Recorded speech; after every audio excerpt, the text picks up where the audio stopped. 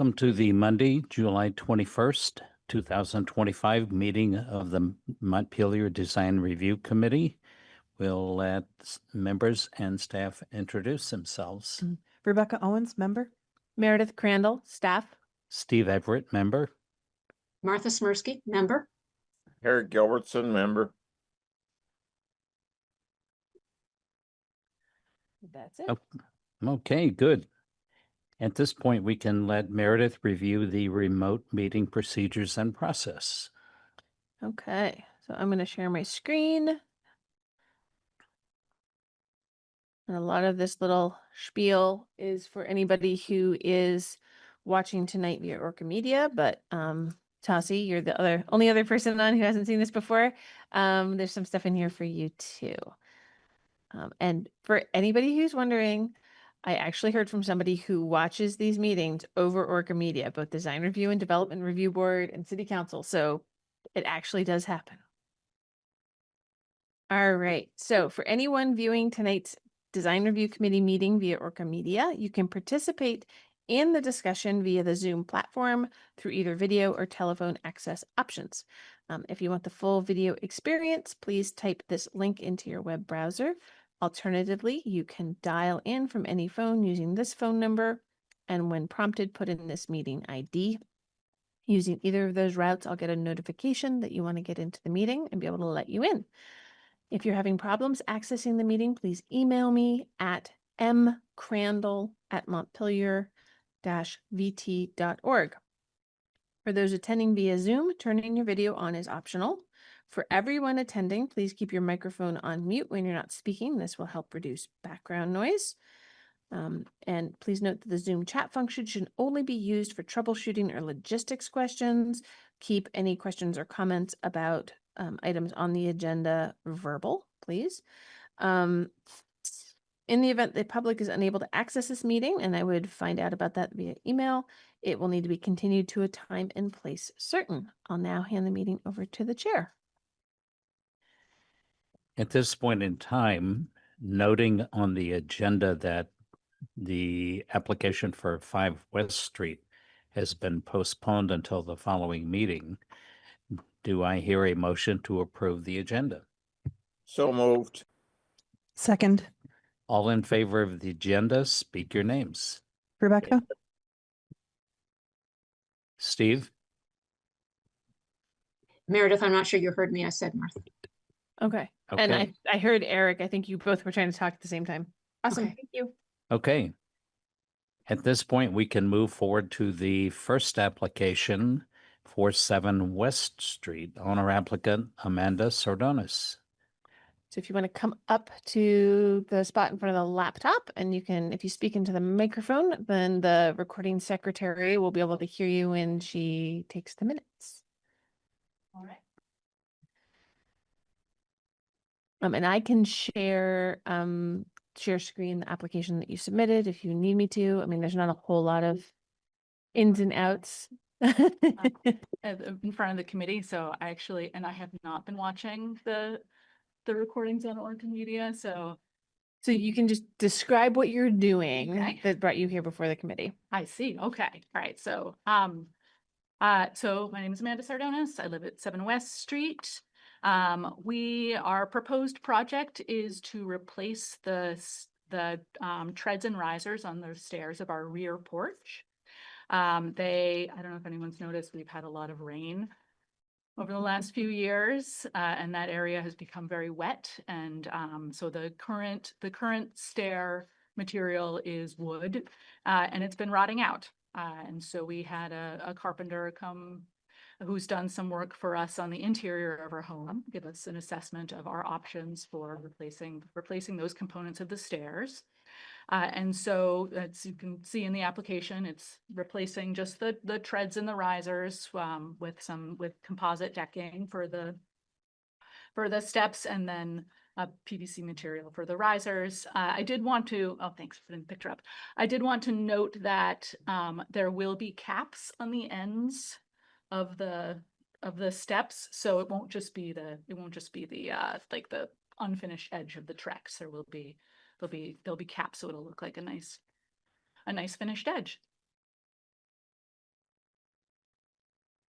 And will your railing be just as it is now? Yes, we don't, the rest of the stairs are in good shape. So the structure underneath, and the railing and that post in the front, Mhm. there's no rot in that area. And so we'll maintain the railing and all the other component And the parts. spindles? Yep, yes. Oh, Yeah. yes. It's just replacing the stair treads and risers. Okay. One of the features of those stairs are the rounded, the bullnose fronts on the treads. Are you gonna be able to do that? With the composite material, no, I believe it'll be, will be a flat edge. We do have the option of sort of fitting like a piece of trim under that edge. But no, I don't believe so. And I'll say right now, I'm the applicant, the owner of the property, but I'm not the contractor or the carpenter.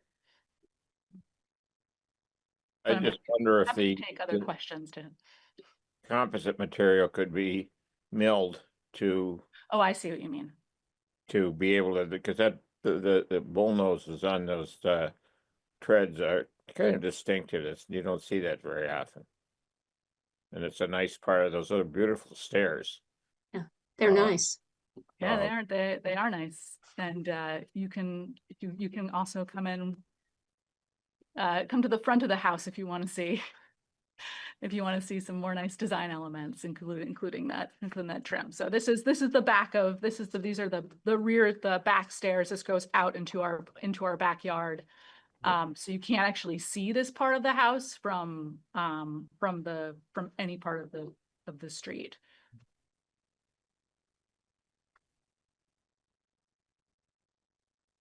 You can actually achieve the rounded edge merely by running it by milling through it. a router or a shaper. The advantage of doing that is that where it's a sharp edge, it tends to get more dinged up by traffic, snow, ice removal. So that's certainly a possibility to do that just with some standard tools. Okay. Are you able to paint the composite material? The Trex, we're gonna try to match to one of the trim colors on the house. And as you can see, there are many colors to choose from. But we have not looked at samples of we have not decided on the exact color of the decking Trex for the stairs. But the PVC material can be painted. So the riser material can be painted. And again, we'll match the existing color right now, but there is a possibility that the actual color of the stairs will be another color than what we currently have, that painted brick red color.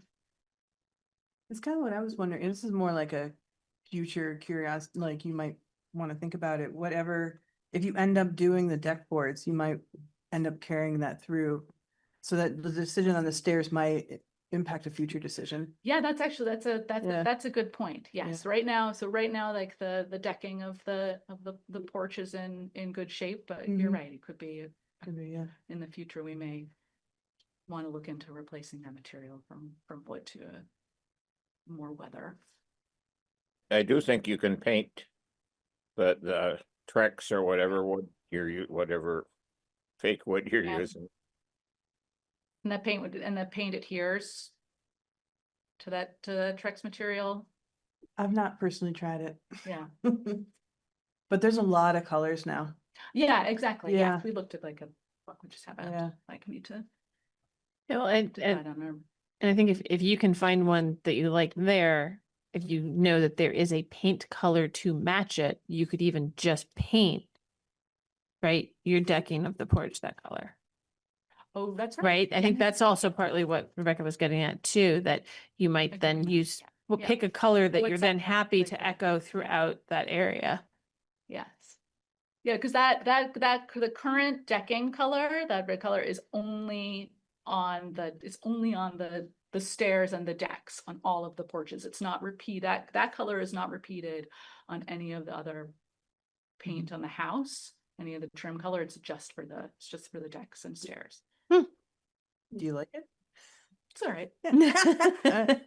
We did have the whole house repainted a couple seasons ago, and we chose to keep the same colors, Mhm. in part because I know the previous owners had worked really closely with like whoever is the expert on historical paint colors and came up with this particular combination and palette, and rather than they did, I love the choices that they made, and also sort of the decision, Yeah.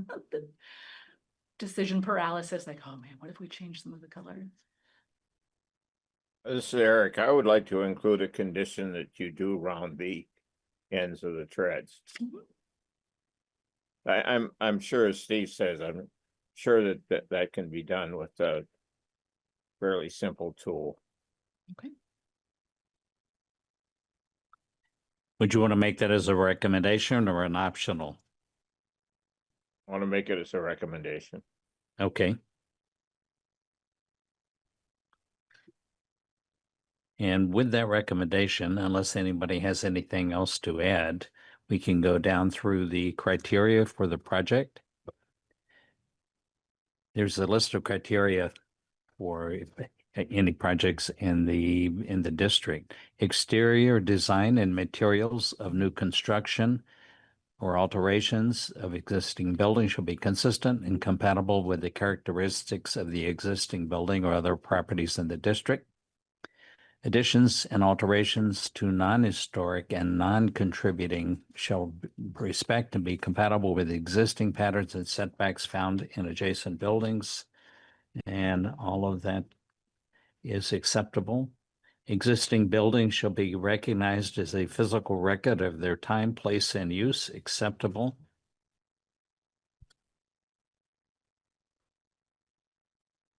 Architectural features, including but not limited to cornices, windows, shutters, fan lights, entablature, trim, and other forms of molding or character-defining detailing prevailing on the existing building, shall be considered in the alteration of a building. Acceptable with the recommendation. And again, the recommendation would be to either by purchase of material or using tools to shape for a rounded edge of the stair treads as in the existing. And based on that, all in favor of the application, speak your names. Rebecca? This is Martha. I say yes. Eric, yes. And Steve, yes. So application is approved.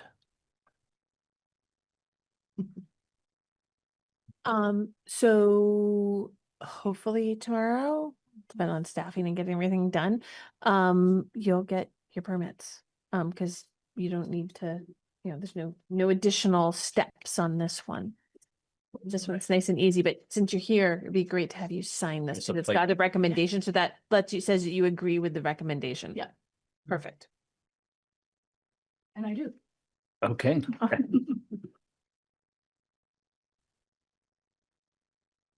Great. Thank you. Have a great night. Enjoy it. Me too. Really nice.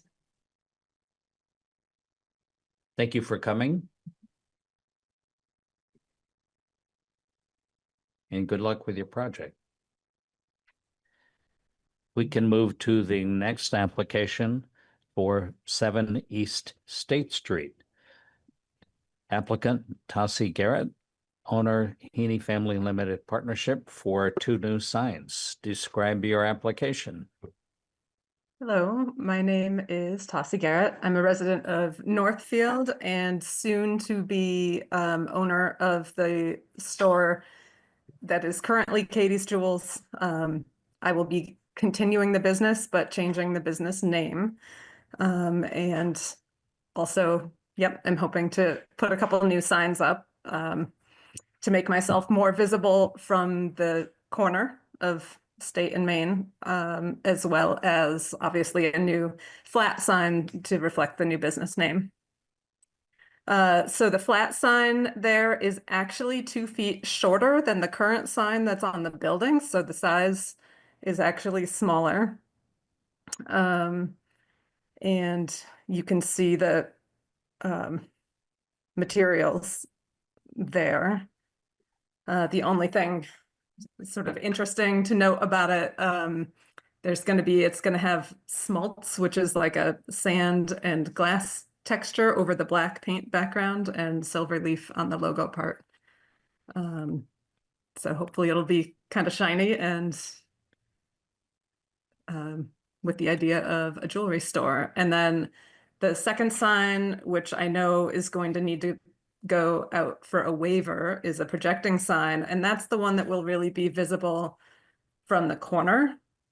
Currently, when you look from the corner, there's the big fan that comes out of the sign of the side of the bakery, and then there's the dog food sign, which obscures the flat sign. The dog food sign ends up being right in front of the flat sign, so there's nothing showing that there's a business. And because the door is set back from the road, it's even harder to sort of see.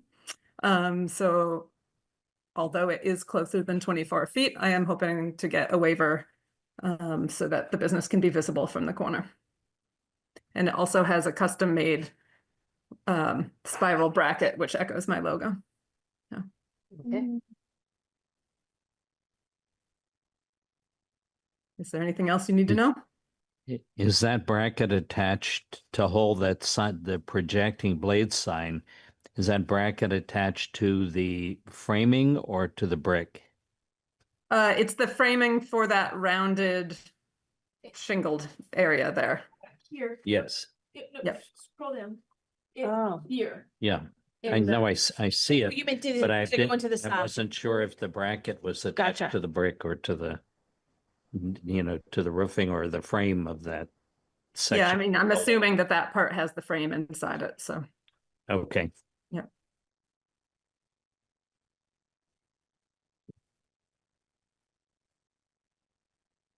Steve, you're our expert on sign size and letter size. You think 5-inch letters, 5 1/4-inch letters are going to be readable from the corner?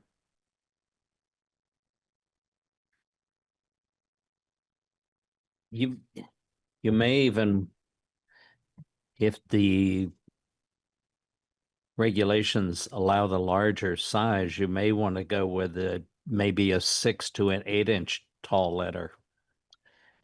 And then maybe a 5. Oh, well, we had the, anyone who was, You, Um, usually the rule of thumb is for visibility for signs, they recommend a 1-inch letter for each 10 feet. So if from the corner back to this area is approximately 70 or 80 feet, that would be an 8-inch letter for Tussie and maybe a 6-inch letter for jewelry. And okay, and again, if that's, you could, it looks like there's enough room. If that's an accurate representation, you may want to bump the sign's height to 24 inches. And then use that additional space to make your letters slightly larger. Let me double check. So there's a max size on projecting signs. And that's the projecting signs we Actually, the run into projecting this. is 33 inches high. What would the maximum size? Hold on. I've got to pull up the right ones and get to the provision. Projecting.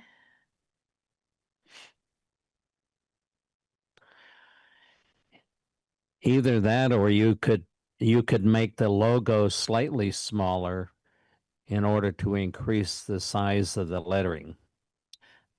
Projecting signs These are bigger than they used to be, I think. 10 square feet an area is the max size. Oh, I think it got bigger last April. I think it used to be smaller than that. okay. Yeah, I'm having Wood and Wood design these, and I think they may have been working off of older, older numbers. Yeah, I Well, think they may have 3x3 is 9. So 36 by 36 would be 9 square feet.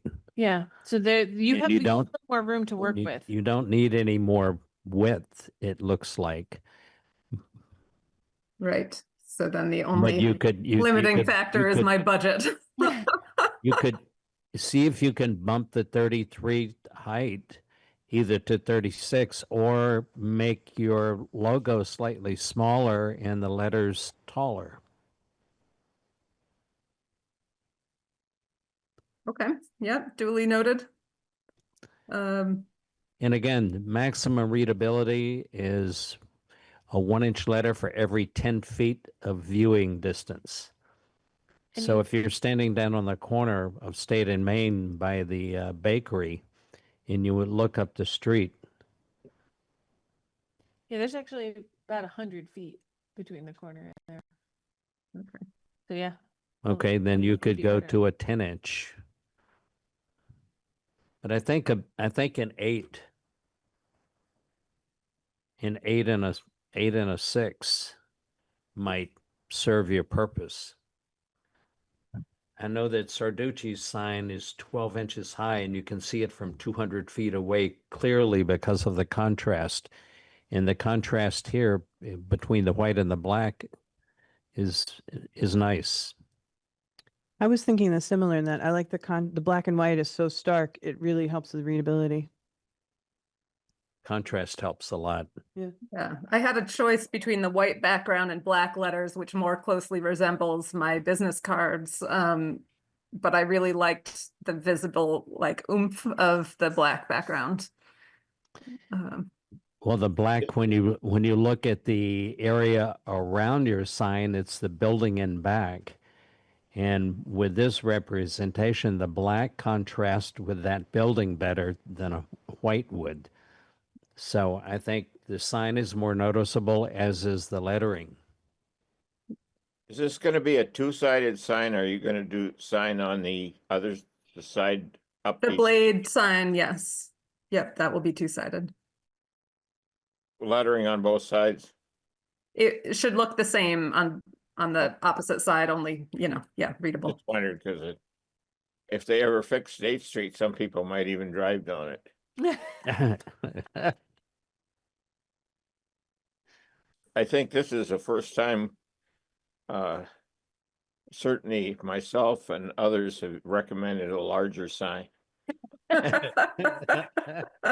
Well, maybe I should capitalize on that then.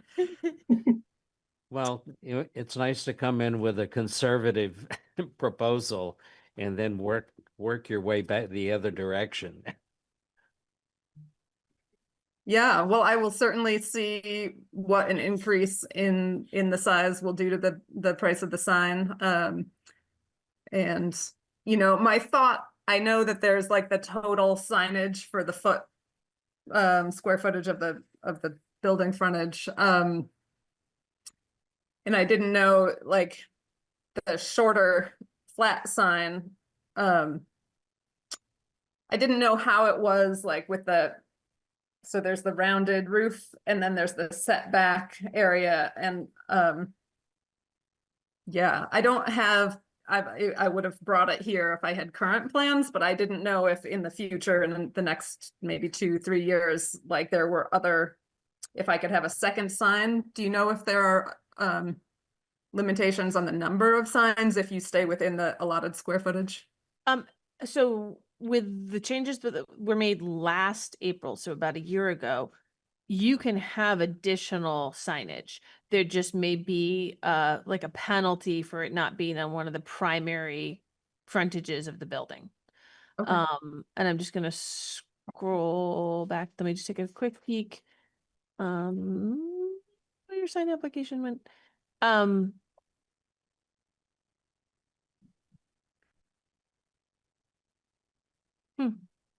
I can't, I'm not finding off the top of my head what the max signage on the building is, but the projecting signs no longer count towards that total frontage signage on they no longer count as like the building wall signage anymore. So I have a feeling that there's plenty of room still on the building.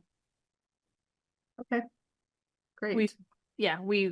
The signage changes in April 2024 benefited several buildings. In general, I think for most people, they've been a good thing.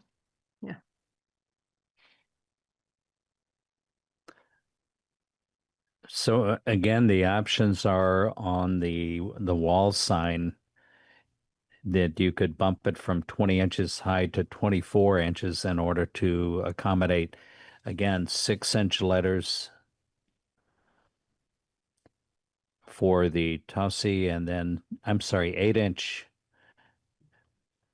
tall letters for the Tossie, and then 6-inch tall letters for jewelry. And then again, the blade sign, you could bump from 33 to 36, and again, play with the logo in order to achieve the same size letters.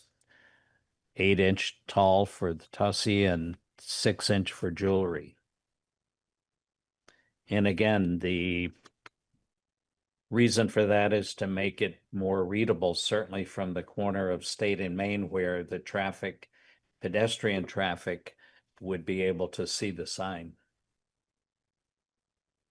Yeah. Yeah, definitely. All right. And again, that's at your option. You can work with your sign designer to, Will I need to come back to this board if I do a larger, okay. no, we're giving you the option to do that without having to come back. Okay. I mean, you can stay with what you have, but again, you have the option to go with the larger lettering, again, just to make it more readable. Yeah, no, I appreciate that knowledge about the size and the distance. So I do have one question about, like, when I go to the DRB meeting with this, do I need to come like armed with information? Like, do I need to like literally measure from the corner and measure from the other sign and like know every single thing, or like what is No, that? so we can discuss again, and we can discuss more later this week. I'll be in the office tomorrow, but really I'm gonna package everything that you've provided already, plus the input that comes from the design review committee tonight, into a staff report that is basically a memo telling the board how, what you're requesting, how it fits into the criteria. And we'll probably also include little maps with distances that I've measured out approximately on our GIS mapping software. So you don't really have to bring anything else. You submitted your application. And if we had needed more, I would have brought more. I think if if you're asked for more in the application, I think if you can just articulate when you summarize what you're asking the board for, why you need a projecting sign closer than it would normally be required in this new location. Like we've had others that the design review committee has approved over the last 7 years, but they've almost always been somewhere where there's evidence that there was previously a projecting sign bracket. So I just sort of let it go through. This isn't the case here. Yeah, well, apparently there has been a projecting sign on that building in a business. I don't have proof of that, but apparently, so before Katie's Jewels, it was a salon. And before that salon, it was another salon. And that first one apparently had a projecting sign. And that was clearly before the dog food sign went in. But it's not so that location has had a projecting sign. No, but it's others where like the bracket is still there. And like they're using the bracket. So I can just be like, there's still a bracket. Yeah. So anyway, I don't think you're going to have a problem getting there okay with this. It's a historic structure. It's not like you can expand the building, right? You need to be seen. I think it'll be fine.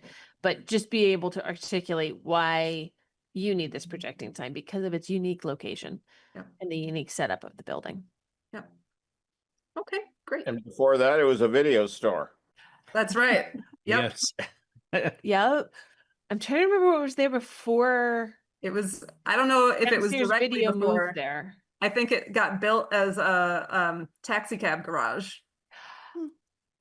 That sounds right, but I'm trying to think what was there between taxi cab and because downstairs video from under the Savoy moved there. I'm trying to remember what was there before that. There was another salon way back. It's been Salon City.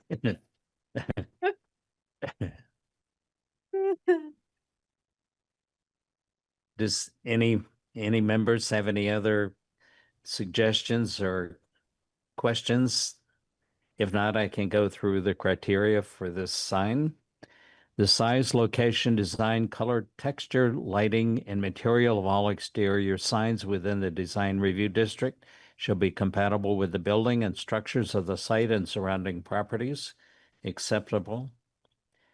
Where appropriate, signing shall respect the original sign placement and sign bands on historic structures. Acceptable. If a building has multiple tenants, there shall be consistency in placement and size among all signs. Acceptable. It is recommended that sign placement be centered over building entries. These signs are acceptable.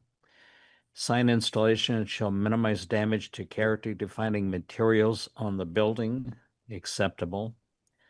Sign design, color, and typography shall respect historic precedents where appropriate and shall be the appropriate scale for existing and new buildings. Acceptable. Sign support structures shall be compatible with the building architecture and must not be overly complex or dominant in and of themselves. Acceptable. Lighting fixtures for signs mounted on all building facades shall be designed with appropriate housing shielding and photometrics.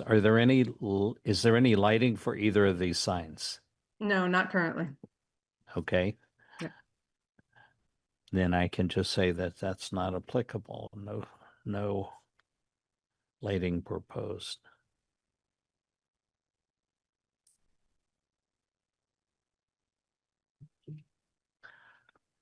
All in favor with the options to the applicant for the larger letters and slight increases in sign heights?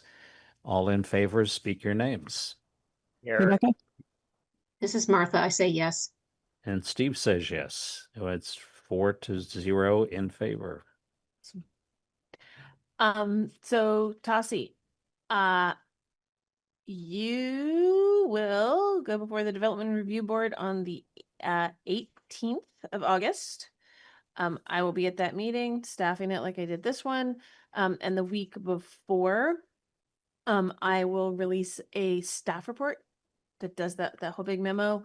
And you'll get an email when that and all the other meeting materials are posted for access, and when the final agenda is posted and like the Zoom link and everything, similar to the email you got for tonight's meeting. Wonderful. Thank you. Yeah, thank you. Thank you for coming and good luck with your new location. Thank you so much.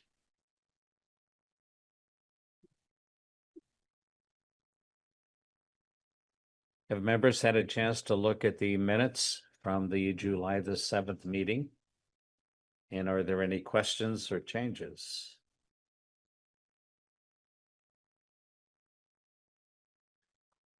I don't see any changes and I make a motion to accept the minutes the way that they're written. second, All in favor of the minutes, speak your names. Rebecca? Martha, Steve, Eric, I think you didn't stay unmuted long enough for the sound to reach us. oh, I'm for it. Thank you. okay, minutes are approved. Does anyone have any other business or anything else to add? If not, do I hear a motion to adjourn? So moved. I'll Go ahead. second it. All in favor of adjournment, speak your names. Rebecca? Martha? Eric. And Steve, meeting is adjourned. Thank you all for coming. Thank you. And yes, see you on the 18th. Have a lovely rest of July and beginning of August.